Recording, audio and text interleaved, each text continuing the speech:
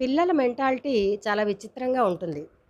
ఇంట్లో ప్రతిరోజు అమ్మలు అన్నం కలిపి పెడుతుంటే తినకుండా చాలా మారాన్ చేసి విసిగించే పిల్లలున్నారు.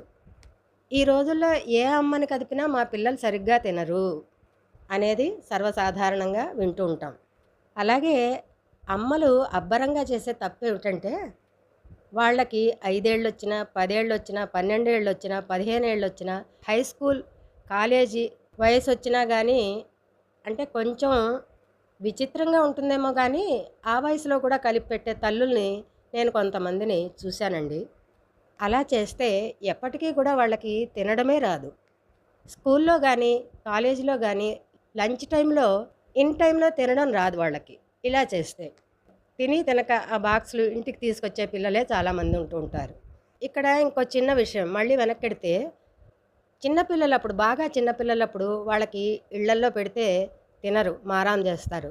కానీ ఎక్కడికైనా వెళ్ళామనుకోండి, అక్కడికి వెళ్ళిన వెంటనే వాళ్ళకి వెంటనే ఆకలేస్తుంది, అన్నం పెట్టమంటారు, లేదా ఏదైనా చిరుతిళ్ళు పెట్టమంటారు. ఆ వెళ్ళిన వాళ్ళ ఇంటి దగ్గర మనకి మొహమాటంగా ఉంటుంది. ఇది చైల్డ్ సైకాలజీ అనుకుంటా.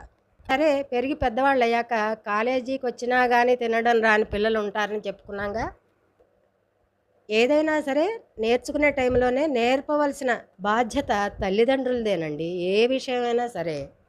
మనం తింటున్నప్పుడే వాళ్ళకి కూడా అంటే ఒక 3 ఏళ్ల దాకా వాళ్ళకి కలిపి పెట్టాల్సిందే. బుజ్జి కన్నయ్యలు గదా పాపం. 3 ఏళ్ల తర్వాతండి మనం కుటుంబ సభ్యులం అందరం కూర్చున్నప్పుడే వాళ్ళకి కూడా ఒక కంచం పెట్టి, కాస్త అన్నం పెట్టి, ఓ పప్పో, కూరో అందులో వేసి, వాళ్ళని కూడా కూర్చోబెడితే పెద్దవాళ్ళని చూస్తూ అనుకరిస్తారు గదా పిల్లలు. వాళ్ళకి కూడా ఏదో పెద్ద పదవొచ్చిందని ఫీలయిపోయి, అలాగే ఏదో చేతనైనట్టుగా కలుపుకుని, ఒకటి అర మెతుకు నోట్లో పెట్టుకుని, అలా కాలక్షేపం చేస్తూ ఉంటారు. మనం తినడం వాళ్ళు బాగా గమనిస్తూ ఉంటారు. అప్పుడే నేర్చుకుంటూ ఉంటారు ఏదైనా. మనం తినడం అయిపోయాక వాళ్ళకప్పుడు ప్రత్యేకంగా కలిపి కడుపు నిండా పెట్టాలండి. ఇది మా పిల్లల చిన్నతనంలో నేను పాటించిన విషయం. వాళ్ళు 10 ఏళ్ళొచ్చేటప్పటికే వాళ్ళ అన్నం వాళ్ళు తినేవాళ్ళు.